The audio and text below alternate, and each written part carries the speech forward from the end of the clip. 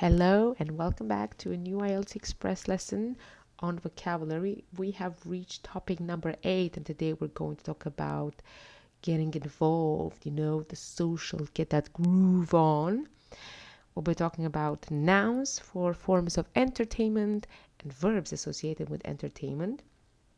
We're going to do a lot of listening. However, our exam practice for today is going to be speaking part 1.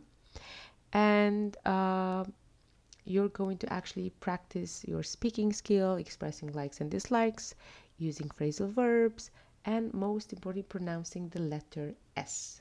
No, it's not phonics. No, we're not getting back to basic with the alphabet, but you're going to see about that. So, grab your notepad, your enthusiasm. We're going to have quite a few activities to go through. So let's get started. Exactly how I have accustomed you, we're going to start with the vocabulary.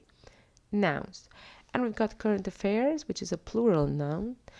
If you're referring to current affairs, you are referring to political events and problems in society which are discussed in newspapers and on television and radio. For example, people who take no interest in politics and current affairs. Recital comes from the verb to recite, or recitals, plural.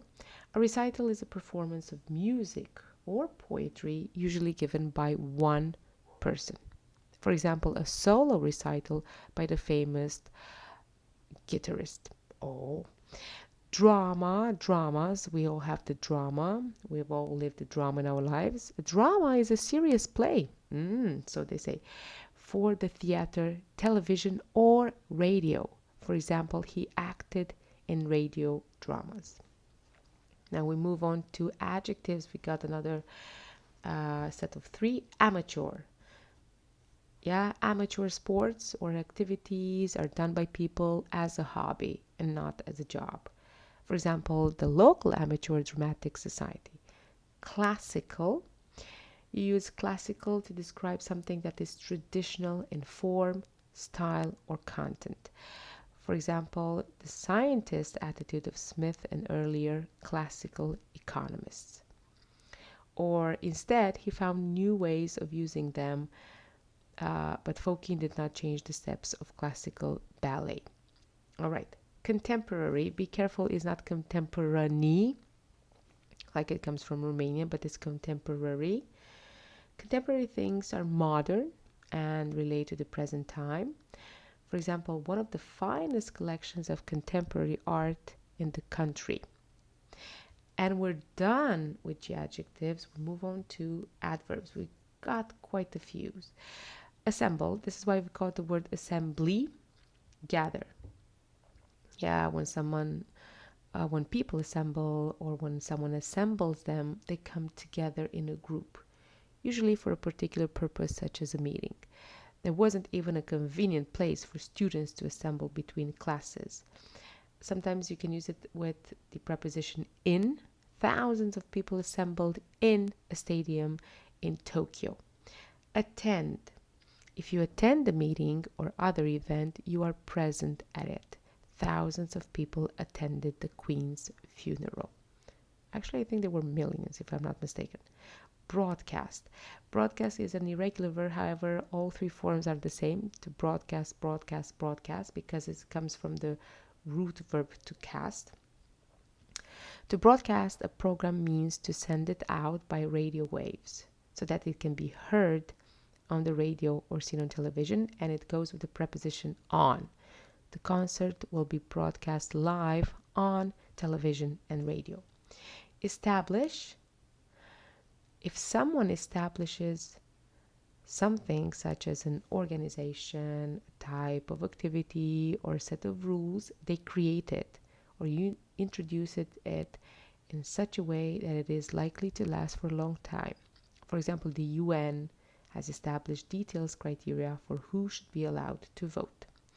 Observe. If you observe a person or a thing, you watch them carefully, especially in order to learn something about them. Smith also studies and observes the behavior of babies.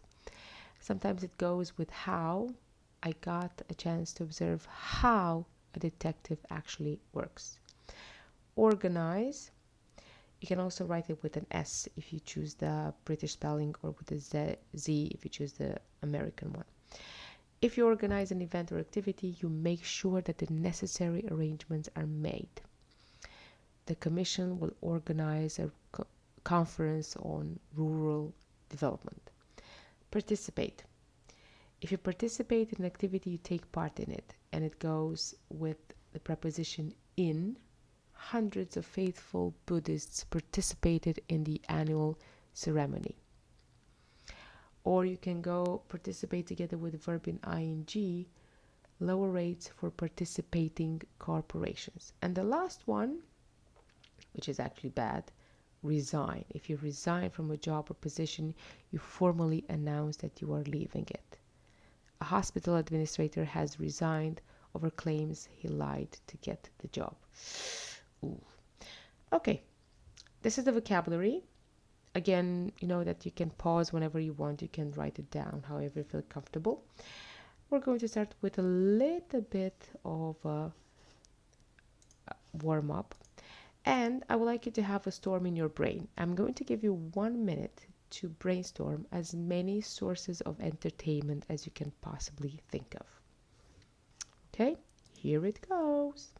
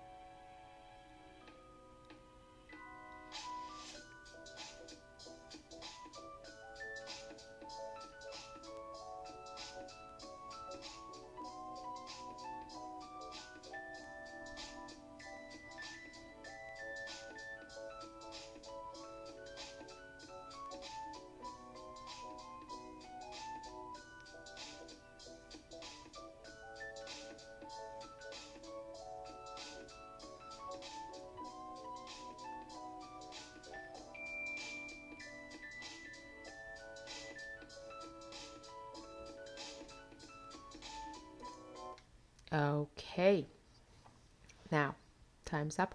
Now I'm going to present to you a very interesting animation I've worked on for like 5 minutes. I'm very proud of this animation that you're going to see the answers. I know that actually for people who've been using like a PowerPoint is something, what is this? But for me, dude, this is really something. So check this out. Wait, it's not working? Ah, there you go. Puppet show, festivals, museums. So basically these are the sources of entertainment that I thought of. These are actually more like they can be indoor, but mostly outdoors. I haven't written down the source of entertainment that you can have on TV or radio. So have a look, because you might have questions about entertainment in your IELTS exam. Okay, we've warmed up. Let's get started. As I said, we're going to have quite a lot of listening. So first, I would like you to listen to the radio programs, and I would like you to match the programs with the speakers 1 to 5 and write A to E in the spaces below. You can pause it here, write everything down, and then answer while you listen. You're going to listen everything twice. Yeah, so you won't have extra times after this. All right, here it goes. 1. The owl and the pussycat went to sea in a beautiful pea-green boat. They took some honey and plenty of money wrapped up in a £5 note. 2. Now, I wonder, Minister, whether you'd like to say something about the government's proposals for banking reform. Yes, thank you. As I think we all recognise, the need for change in the banking sector is long overdue. 3. Mikowski plays it into the penalty area. To Dembinski. Dembinski out to Bayor. Bayer beats one man, crosses the ball into the centre. 4. And now we'll hear Dvorak's Symphony No. 9 in E minor from the New World Opus 95, popularly known as the New World Symphony. 5.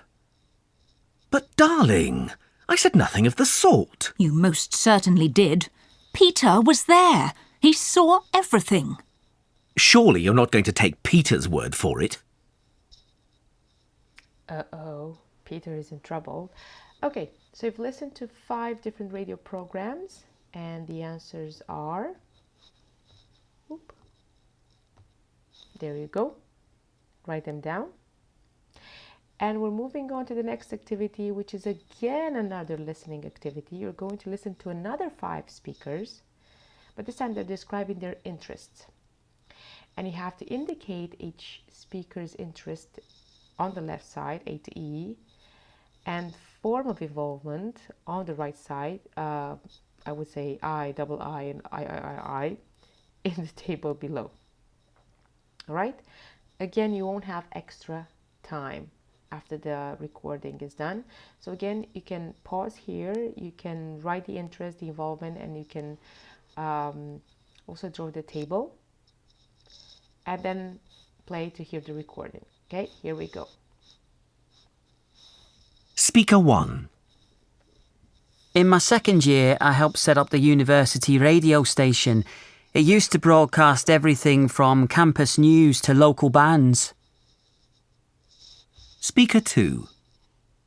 As a secondary school pupil, I participated in regional and national debates around the country. It was challenging and very rewarding. Speaker 3. I've enjoyed concerts ever since I was a child. I used to love watching the conductor. I wanted to be one myself for a time. Speaker 4. I was editor of the student magazine for a while. People sent in all kinds of articles. I had to choose what to include and then put it all together. Speaker 5. I used to attend gallery openings all the time. I love contemporary art. Haven't got much time for it now, unfortunately. Okay, I hope you got that. And here are the answers for both interest and involvement. All right, we're moving on to another activity. This one is not a listening activity. Before you do this one, because it's a matching activity, I'd like to tell you that, of course, English is complicated, but it's complicated even more. Yeah, I mean, some words in English are more formal, or let's say they're more appropriate for formal writing, whereas other words in English are less formal or more appropriate for speaking. Yeah, so you can use an informal, neutral, friendly vocabulary in speaking, whereas in writing you have to use formal tone all the way. It's very important for you to avoid slang expressions, and I've done a reel about this, why you should avoid slang. So don't say like, oh, creative writing is really cool or is dope or something like this.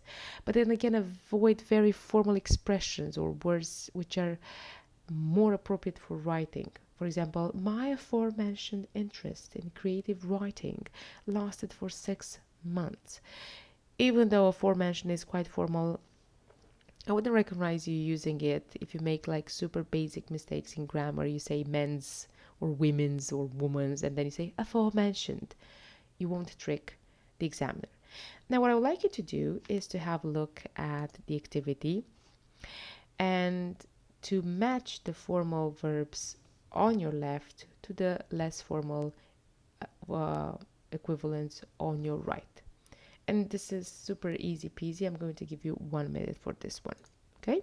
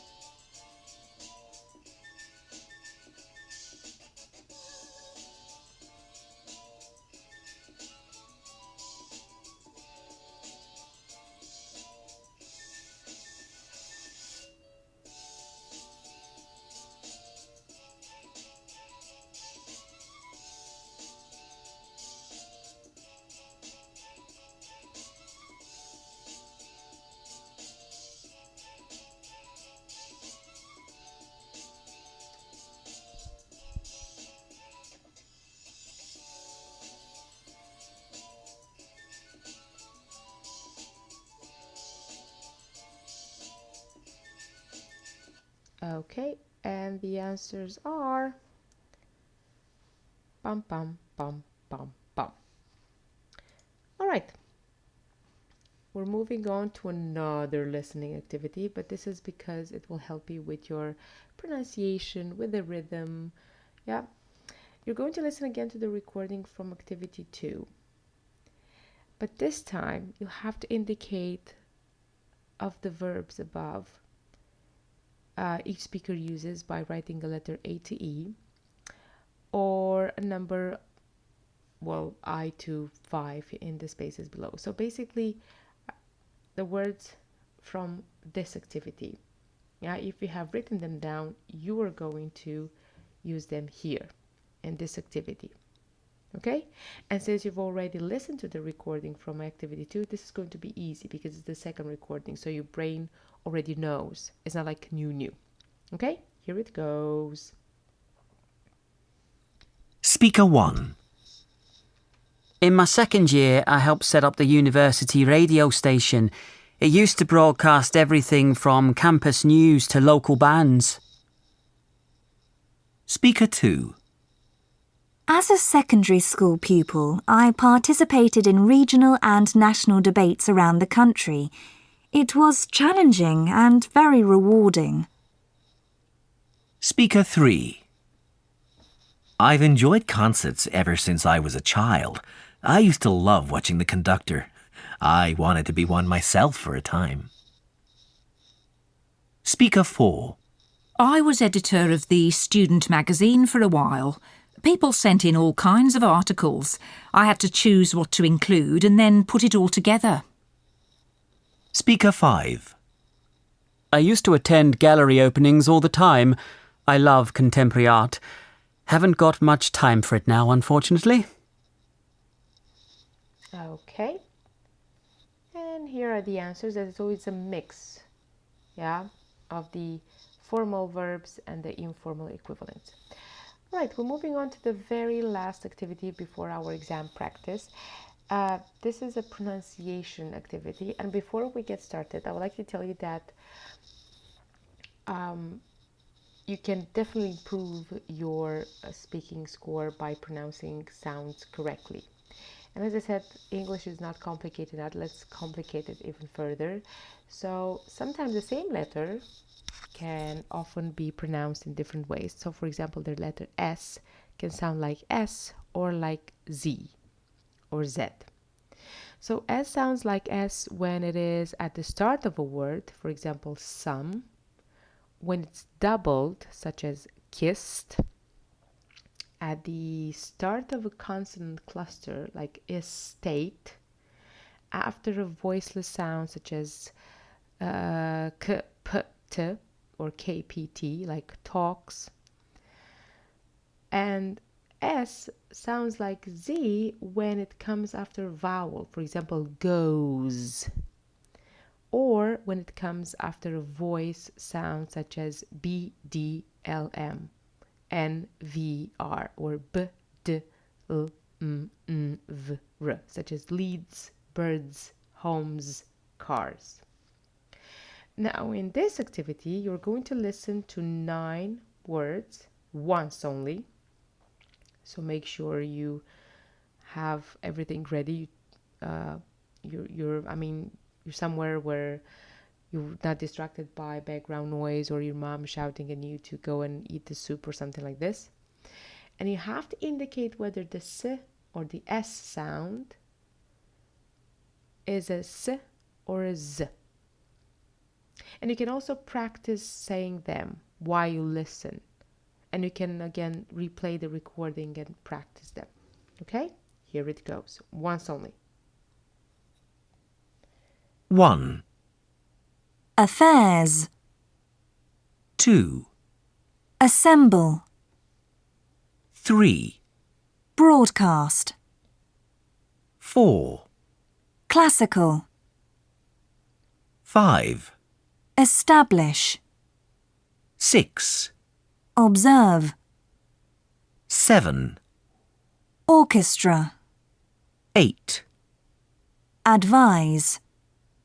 9. Resign. Okay. And here are the answers. Now, if you look at number 8, advise, that's the verb. And we usually say advise when we use the British English. If you use the American, sometimes advice, and advice is also a noun and a verb. So be careful to be consistent. And as extra for you, you could write down 5 of your own interests. You can check their pronunciation in a monolingual dictionary, and then you can practice saying them out loud to see exactly how they're pronounced. And that's it. We're done with the activities. We're going to the exam practice. As I said, part 1. As you probably know, in part 1 of the IELTS speaking exam, you have to answer questions about everyday topics and common experience. Nothing too complicated. Now, this is how you should go around it. For this practice exercise, you could listen to the questions and give your own answers using 2 or 3 sentences for each one. Pause the recording after each question, and then you can give the answer, and then you should listen to sample answers. Okay? I strongly recommend you not to write the answers down and to recite them. You can do this as a first step, as a first stage, because maybe you're nervous, but don't do this in the long term because it's going to be counterproductive. You have to be spontaneous. And don't memorize or rehearse answers because the examiner is going to figure it out. All right? So here it goes. Question, you can pause, give your answer, listen to the sample answer. What do you enjoy doing when you're not working or studying? Well, I've been involved in amateur dramatics for quite a while now. I started out as an actor, taking small parts, but now I'm directing a play. It's a comedy about university life, written by the students. Tell me more about what that involves. Basically, I'm responsible for directing what happens on stage. I have to tell the actors what to do. I have to make sure the sets are all right, and the lighting, things like that. How did you first get started? I wasn't interested in theatre at all, or acting. I was quite a shy person. But my roommate had a small part in the play, and I used to go along to their rehearsals. One day he was ill, and I stood in for him. I loved it. What else do you enjoy doing in your spare time? I quite like listening to music. When I'm free in the evening, I like to go out and see local bands. I'm hoping that someday I'll see a band that becomes really famous. Okay, and that's it. That was your 8th lesson on vocabulary.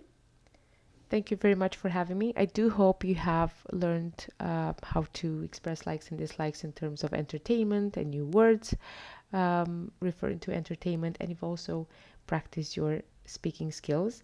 If you liked it, then don't forget to give me a thumbs up and to share the lesson with your friends or maybe other people who might be struggling with your IELTS exam.